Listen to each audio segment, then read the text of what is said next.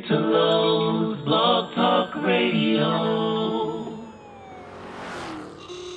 Hello, everybody. Jonathan is here, right? Absolutely. Now, just for the listeners that are not picturing where we are, I want to describe where I'm at because I'm not in my studio. I have never done this before. Jonathan, you make me do things that I never wanted to do in my life. This is one of them. That's exactly right. Good for you. That's why we're here. Right. So Jonathan and I are both in our cars, respectively, in different parts of the City of Angels. Somewhere, I'm not gonna say where are you? but I can what part see. Of town? Okay, I'm gonna reveal my information, although you guys don't know. You're not supposed to know where I'm at right now, but it's general nearby the airport. I'm in Hawthorne, I think. Ooh. Yeah. Right. And near SpaceX. What you say? Where the rockets, where we're firing rockets, where we're going to Mars, baby. Right. So we're both Lyft drivers. Well, Lyft, I'm doing Uber today. Are you on Lyft or Uber? I'm on Uber today. Could be on Lyft tomorrow, depending with the IPO that just came out today. Okay. So we're Uber, you're Uber, we're Uber. We're Ubering today.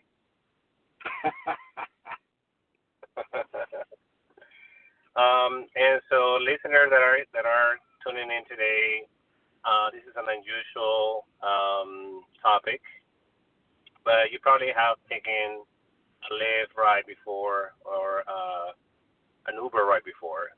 And have you ever wondered what happens in a day in the life of a Uber driver? You have to see Jonathan's performance this weekend because he's going to be doing it in North Hollywood. I believe it's in El Portal. Portal. Yes, that's exactly right. It's part of KPCC's storytelling program called Unheard LA, where they get stories from different folks from around the city to talk about different aspects of living here. And I'll be introducing my very first ride from a larger project that I have called We Are Traffic. Right. And We Are Traffic. It's basically the story of my first night driving for Lyft. Right. Now, has that evolved since then? Because you did it last year at the Fringe Festival, and for those who haven't seen it, you guys have to see Jonathan perform this one-man show. And it's not just a ride. If you like the song said at the beginning, it's a ride, but there's not getting enough. So once you get on this ride with this guy, you won't see things the same, and that happened to me last year. I bet it's happening to you now too, especially now that you're driving. Yeah, I would have never thought I was going to do this a year from last year.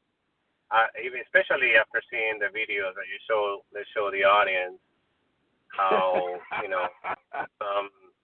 Uber can go wrong videos that were not fun to see. Well, I think you're experiencing how it can actually go right as well too. Oh yeah, that's no big. Like today, I was talking to somebody and I was telling him, yeah. It's been pretty uneventful. I just dropped off a stripper. That's all. And as I said that, I was like, hold on a second. Did I just say that? That's right. I just said that. Yeah, well, what you're experiencing is a little bit of what everybody's experiencing now, is that in a city where everybody's so separated, these rides are very much like needles that are kind of sewing people together. Mm-hmm. Yeah. And the project itself started off. Yeah, I'm sorry, go ahead. No, you go ahead. Hey, well, I mean, originally I started driving because I was researching a film that I'd written about downtown, and I wanted to drive around the area and just figure out how to, drive in the right direction down there because it's so confusing. What happened was I ended up taking a tour of the entire city, and it opened up a bigger picture and a bigger story to me, and one that kind of helped explain why I've been here for about 21 years now from New York, but I've never felt at home. And so the more I started driving around, the more the answers started to just kind of come to me through the windshield and through individual people as they got in the car. Right. No, and then every day is so different. Like I would have never thought I would be here in Hawthorne today. I'm from the Valley, so just to get out of the Valley for me, it's an event. Hey man, you're close to Alhambra. You got to go over to this place called I think it's called Tasty Noodle or 101 Noodle, and it's kind of amazing because all the good Chinese food is actually out in East LA, because that's where everybody migrated, and it's kind of the secret place out there. But you got to go if you're nearby. You just put it in there and you go get some serious lunch. For me, like everybody else here, I only knew the sections of town I was in, and I only kept to my space because it's such a heavily segregated city. But all of a sudden, there are a bunch of people coming here, and people are coming without cars, and they're looking for new ways to get around. And little by little, it's pushing more buses and trains. And with rideshare, it's actually accidentally integrating a city that had spent a lot of money and time over the last 70 years making sure it didn't integrate. Right. And that was my point the other day on Wednesday when it took me literally, and I can prove it, I have pictures, 2 hours and 38 minutes from going from the Valley and trying to get out of the Valley onto LAX, and the girl was, we were both perplexed. I was like, I'm perplexed, and I'm from this city of LA, and she's from Texas, but she says it's always happened to her. Every time she comes to LA, she will miss her flight. Every time. Yeah. It's amazing, isn't it? The lengths that we go to keep from being in the same space with each other. Because the truth is that all this stuff comes down to a function of national policy from the 30s. I mean, we all who live here, we all believe that it was the story from Roger Rabbit that cars came in, the auto industry came in, and ripped up the red car trolleys that used to be here and pushed cars on everybody because they wanted to make money. And I'm sure part of that is very true. But if you dig a little bit underneath, what I discovered was that it's a little bit deeper than that. It has to go more towards the National Housing Act of 1934, which was comprehensive policy throughout all major cities to separate different races into different areas and provide opportunity for people to buy homes if they were a certain color. So there were areas on the west side that were deemed green, where you could get a home at a good price and a good rate on your loan.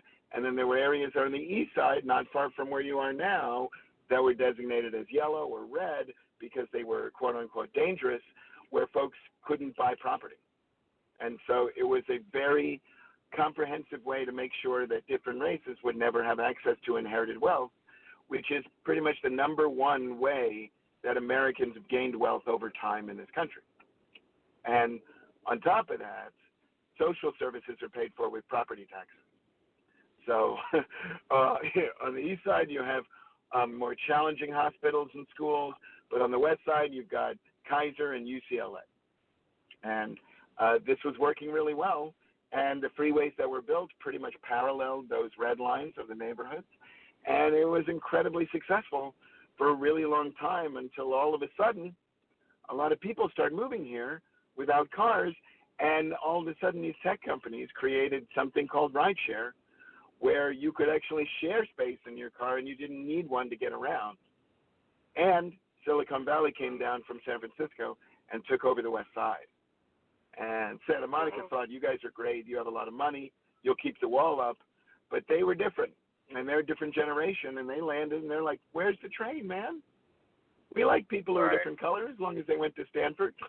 And now we have a train that goes to Santa Monica. And Santa Monica hates that train. But it is the number one train in the city, increasing in population.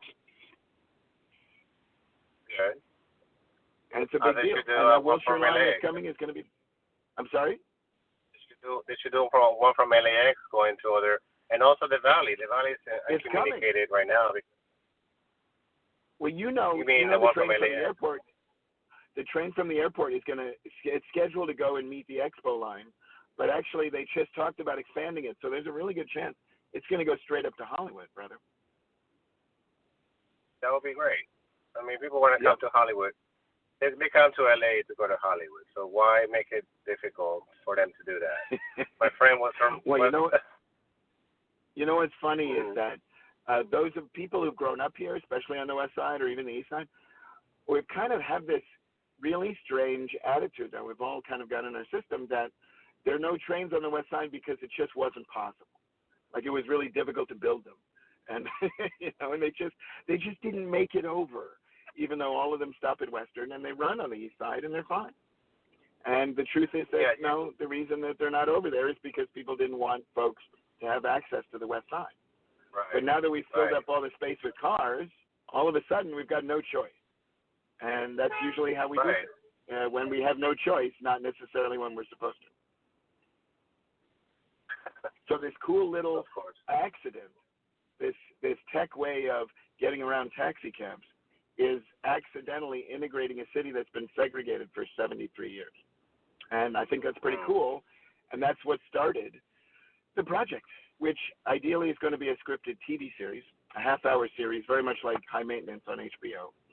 And the beginning of it was that I started a blog that is going to become a book, and I was asked to read from that blog live at Clifton's about 2 years ago. And as soon as I finished reading it, my friend Matt Ritchie, who's a director who you've had on the program, right? Right, yeah. Yeah. He was sitting there waiting for me, and when I got down, and he said, okay, so you're going to do this as a show, and you put it all together, and it's just going to be you in a chair telling stories. And I looked at him, and I'm like, are you crazy? And he's like, no, you're going to do this. You're going to do this for Fringe. He's bad that way. So 2017 we started with an experiment to see if it was a show, and it turns out it was. And then in 2018 I mounted a full production of it at the Hollywood Fringe there, and now we're looking at moving on to New York, and most likely I'll be going to Edinburgh in a couple of months. Right, awesome. No, and I must say the direction was great too. Matt, he did a great job in directing the play, where everybody felt at the end of, like I was telling him, at the end everybody felt connected. The end of your show, and it was very uplifting. No pun intended there. It was really uplifting, where everybody was like, you know what? I don't even know what's behind my house. I don't even know that street. What's that street called? I don't even know. My neighbor. I don't know what's going on, what's happening down in the community. I don't, people don't do that, and it's very sad. Actually, it's very sad. It's what it is. But I didn't grow up here. I grew up in Peru, and in Peru, it's more, kids were allowed to play in the streets until nighttime, until it, got dark. We all got to know our neighbors. We all got to know their names. We knew what was going on with so and so, and in the corner there's the Chinese guy. We knew everybody in town. And so here it was a culture shock for me, because I didn't know my neighbors, and sometimes you don't want to know your neighbors, because. But overall, you want to feel like you're part of a community for sure. When I grew up in New York, along 100 million years ago, I knew guys on the block. I used to play stoop ball in the street until it was dark, and we knew everybody around us. We knew people in the building as well too. So I totally get that, and I felt a little bit of it when I first got out here, but it had changed pretty drastically. And I was kind of done with LA. It was pretty much one flavor, because I was so frustrated with what is perhaps the most diverse city in the country, and yet all the diversity is segregated. If I need to see Korean people, I got to go to Koreatown, or if I need to see different sexual preferences, I have to go to different parts of town. And it's just the same. I just went through a lot of Baptist churches here, right? And I was telling the stripper. Nice, keep going. Yeah, exactly. I was telling the stripper, who was sitting in the back seat of my car. Yeah. I was telling her, I'm like, it's funny because I haven't seen this many Baptist churches until now, and I've been here for 20 some years, and I'm now realizing where I was at, which is the hood, I guess they call it the hood, with Inglewood, and I'm like, well, not okay, now. so this is where the Not Baptists are. now. That's this. Yeah, the stadium's coming through there, man. People have been running down to trying to buy a home. You can't even get a house now. So there's a lot of change. But I have to tell you, it's probably the most churches in LA than anywhere else in the country, because I think it's a function of what we're talking about here. Kind of what I discovered was, I've been here for a long time, and there's that cliched version of an LA person that people make fun of. The person's flaky, or they can't think straight, or they're not really focused. And it turns out that I really think it's a function of the fact that we've all been separated and put into little metal boxes. And we spend all that time driving. We don't really have our feet on the ground for very long, and we're not talking with that many people. So we end up living in our head, and there's nothing true in there. Our brain's just designed to create dangerous scenarios so that we won't go out of the cave and get eaten by dinosaurs. And so little by little, people need to connect and communicate. It's why I think that the biggest and best events in the city are the big ones where everybody's congregated, that become phenomenons like Cinespia or the Hollywood Bowl, or even food trucks where people have to go out and glom to a place where they're in each other's company. And how ironic is it that you could kind of track it back to this national policy to separate people by culture has led to an entire city of people who feel isolated literally from each other. Then all of a sudden comes this crazy accident where you're waiting for strangers and you have to pick up a stripper, and you end up talking about churches because it's another human being in your car with you. Right.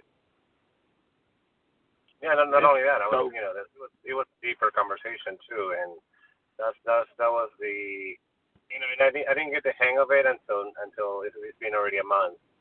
So I didn't get the hang of it until recently, where I saw how people open up in less than 10 minutes of a ride. They open up so much, and sometimes it's overwhelming to me. It's overwhelming. I'm like, wow, it's like you haven't shared anything so personal. And I feel like I'm a counselor, I'm a priest, I'm not a priest, but I feel like a confidant. Like they can tell me anything, and there's no judgment. I'm just driving them wherever they have to go, and it's beautiful. It's really beautiful. Like it's opened up my horizon. Let's put it that way. I totally agree with you. I think, and it's no judgment also because you're both human beings. Just trying to get through your day. There's no reason for a judgment. And It used to happen to me at laundromats when I had to go and do my laundry in places. You come across people randomly who just haven't spoken to someone in a really long time. So as soon as you say hello, within a couple of minutes, it's just like all this stuff is like coming out. But now that we have this opportunity, and it's very different than a taxi cab because it's your car. So they're getting into your personal space. Right. And the agreement is ideally that you're sharing. And so it's very natural to share the same way that you would with anybody else in your car. I mean, I bet you feel this. Let me know, because it's fascinating to find out, to see it happen through your eyes, as because the experience has changed a lot since it began. But the truth is that when someone's in your car and you're driving them, you're not really acknowledging whether it's a stranger as much when you're driving. I care about your safety as much as anybody else in my family when you're in your car, because you're in my car. Right. I do feel that. I felt it, especially when a girl passed out in the backseat of my car. What? When? What happened? Tell me. She didn't. Okay. So she didn't pass out. She was sleeping, but she was sleeping it off. Like she was drunk. She had been drinking because it was her 26th birthday, I think it was. I forgot her name. Anyway, so she came in the car. It is Irina, because I remember her name, Irina. So Irina walked into my car. She had been drinking all night because it was her birthday, and she was heading to work. yes, people. Oh, okay. You should do that. Don't use real names. Oh, never mind. Oh, okay. Well, there's many arenas. Keep There's a going. lot of What Russians here, so yeah. So she she's left in my car. She's left in the back seat of my car. But when I was looking at her, I felt like I was a protector. I felt like I was. That's exactly right. That's exactly right. I settled the music down a little bit more than usual. It was very quiet, but it was very peaceful, and that's why I show you that. I ended up in Echo Park, and I took that video of the Echo Park, and it was a beautiful day as usual here in California. It's not, it's always nice. Right. And that's another thing. It's like, okay, so 20-something years of working in an office where all I had to see was cubicles and all I had to see was a computer screen. And now I get to see all of this. Oh, my God.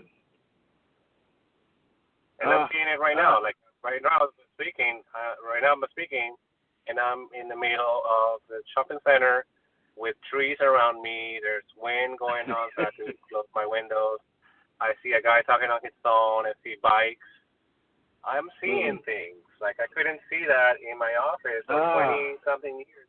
And it was driving me crazy insane, okay? And now I am loving this because I needed this for my mind, you know what I mean? Like, health-wise. Yes. So I can't tell you how nice it is to hear you say that. And it's true. I mean, I realize now, like, okay, now I'm getting the hang of it. Now I'm enjoying the ride because at the beginning it was very, kind of hectic.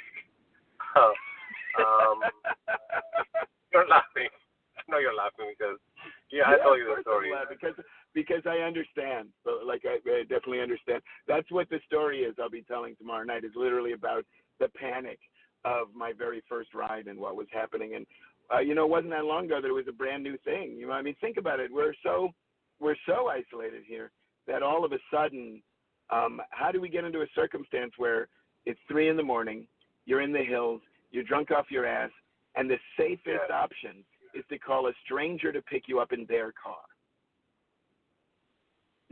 How much underneath we're yearning to connect with each other, and by definition, connect with the rest of the city. So literally, just from creating that space and difficulty of traveling, it creates that distance within us as well. So it's nice that, you haven't ever told me this so far, and that's kind of lovely to hear, because it tells me, after 4 or 5 years of watching the companies kind of change and manipulate situations for drivers, that it's still possible to have all of those positive benefits. And that's a really good thing, because I think it's an important, not just service here, but important for thawing us all out. Mm-hmm. No, I mean, until the train comes. No, this will never end. Trust me, even with the train. Well, Lyft just went public today. It's the biggest news in town. Yeah, until somebody else does something like. Anyhow, I'm not gonna mention names, but Chicago. Anyway, yeah. What was I gonna say? I don't know. Yeah, I'm loving that you're having that experience. I didn't know that you worked that way for such a long time, but it's not unusual in this town or in throughout the country. Well, you've been doing it for a while, right? How long have you been doing it? On and off. I was doing it on and off for about 4.5 years. I had taken a year off in 2016 after I sold my house, and I just needed to zone out for a while. But I'm really getting to the point now. It's ironic because as prices for drivers, they really have driven off a lot of the responsible drivers, and they're going to have to kind of come to terms with that this year. But as the prices have gone down, it's been more challenging to consistently drive and drive safely. But what's happened very recently is I found myself able to, as a result of this project, start to enjoy the experience a lot more. And so I'm hoping to make all of this work so that that I can, that we can all be spreading this word together, kind of through this project, because I think it's something desperately needed here, but also little by little, it's their little dots that connect us all. Right. And you're actually building a community of drivers because, I mean, you and I, have become more friends now because of these circumstances. But and it's been That's great true. because That's had it not been for you, I would have quit the first week. Honestly, like this has been, you know what I'm saying? Like I was so frustrated, and not knowing what's up and down, and or one or two bad riders or bad experiences, but right. I'm still learning. Up until yesterday, I'm still learning, and of course I'll learn more today, and so I'm still learning how to not only drive safely and focus on the road, and also focus on the conversation, and focus on how to cut ways to get there faster, how to be friendly, how to have water, what do you need. There's so many things that go through my head as soon as they come in the door, and of course welcome them. So all these things, I'm developing these skills that I didn't have before, because I never had to do it. I had to be on the phone. So being on the right. phone was different than being in person.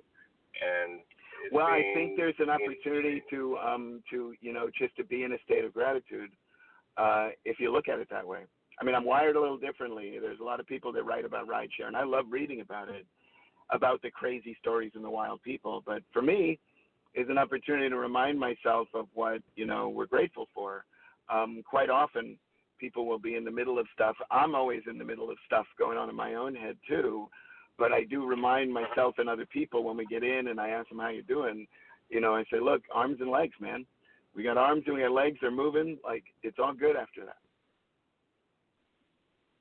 Right. And actually, there's a lot of humor, that I have to. Sometimes I don't want to sound stern. I don't want to sound like, you must do this, but I was at USC the other day, and I was like, okay, buckle up, guys. We're going to have a bumpy ride. And everybody was laughing. But it's not a joke. I'm actually being kind of funny, but it's like, yeah, buckle up, dudes. And it's been working for me. Like, having a sense of humor, it goes a long way to me. I don't know. Well, being yourself, it's your car. Someone else is getting into your car too. It's really interesting that I do it myself to catch myself thinking that we speak about these basic human processes of connecting and communication as if they're unique, brand new things that we're just discovering. Right. It just reinforces the isolation. Like it's very possible to have a very real experience with a stranger for 10 minutes because we should be doing it on a daily basis, and we just don't often get that chance. And then on top of that, to have it with the city, in a different way, because before rideshare, before GPS, you were here, there was just Thomas Guide. And with the Thomas Guide, we all stayed on, page 363 or page 427. And you really didn't go beyond that page. So you don't realize that there's this gigantic city out there, Yeah, exactly. I mean, we're coming up to 4th of July. What? We're coming up to the 4th of July, which is, in my opinion, one of the most unique things here in the city. And my favorite thing is to be on the 10th when there's fireworks start. So it's because literally we're positioning where the 10 is. There's some freeways where you're kind of above ground, like the 101 or things like that, or 405 where you just don't see anything. But on the 10, pretty much, if you're going east or west on the 10 between Santa Monica and downtown, there's a tremendous amount of street fireworks going off. And if you're lucky enough to be on a freeway around 9 o'clock, they're exploding all around you. And it's literally one of the most beautiful things that I've ever seen. And a passenger just it's amazing. A passenger just recounted it to me. It started off like 2-3 years ago. I was stuck on the freeway, and then I was really upset because I didn't get a chance to see fireworks. And then all of a sudden, they started exploding. And I was like, wow, it's incredible. Oh, wow. And I mean, I don't know if I have film footage of it, but it's one of those things. There is so much unexpected beauty here that literally comes up from the ground. and it's unique. And I think if we had the opportunity to travel without driving, we would get to experience that. Yeah. Without having our head in a map, you know. Mhm.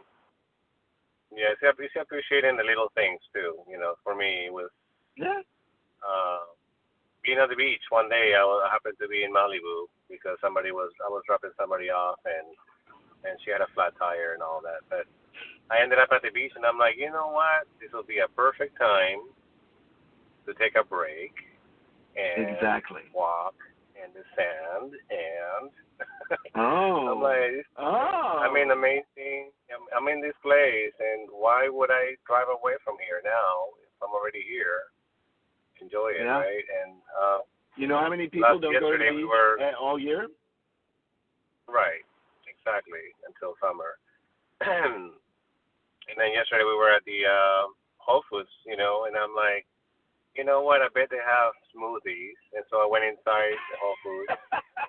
I had the best smoothie in the world, and I'm like, fuck Jamba Juice. They don't know shit. Go to Whole Foods. They have the best products. The one we were out yesterday, by the the one on 3rd Street. Yeah, right. Great. Yeah. Best Jamba Juice. Best juice I ever had. No, I was asking you because you'll end up making connections with certain places that are totally in opposite neighborhoods than you. You know, I very much wrote about my favorite Whole Foods, which is down in Venice, and it's right on the corner of Rose. And it turned out, ironically enough, that one of the people that was in the audience this past year at the Fringe was the manager of La Cabana, which is one of 2 old Mexican restaurants in Venice that I talk about during the show, and that I love. And one of the few parts of Venice that's still remaining old Venice. And she came up right after me, and she handed me this card. She said, "You come on in whenever you're down there." And I'm connected now to Venice in a way that I never was before, simply from going to the bathroom at the Whole Foods. Right. Perspective, baby. And I was trying to get that song for you. But I couldn't get Coldplay to download, and right now I'm literally in my car about to play you Coldplay. But before I do that, I want to end it with thanking you, of course, not only for the show today, but for all your help. You've been a tremendous help, and I really, really appreciate it. And you know that I love you. And I'm going to see you on Saturday in El Portal on Lancashire Boulevard in North Hollywood. People that are not driving, you can take the red line and walk to it. It's a wonderful, wonderful theater. I've never been there. I'm looking forward to seeing it for the first time. See? You can take Yes. You can take me as your Uber driver. There you go. That would be awesome. Yes, it's Unheard LA. You can go to kpcc.org and check out the info. It's free. They're filling up pretty quick, but you can call and get a free reservation. The show's going to be at 5:30. It's 90 minutes. It's me, but it's also a tremendous amount of real people just telling stories, not just performers, about the different aspects of a lot of what we're talking about. If we were in connection with each other, we'd realize there's some amazing regular folks here just walking on the street who have some of the most beautiful stories you'd ever want to hear. So look forward to seeing everybody. Right. And any hashtags, anything you want to tell us before we go? Oh, sure. Well, the blog is starting to be built now, so it's wearetraffic.net. You can find me social media under We Are Traffic Blog, or you can just look up Jonathan Tipton Myers. You'll see links through YouTube. We'll get more info out there, but the project is called We Are Traffic, and you'll see more and more information starting today.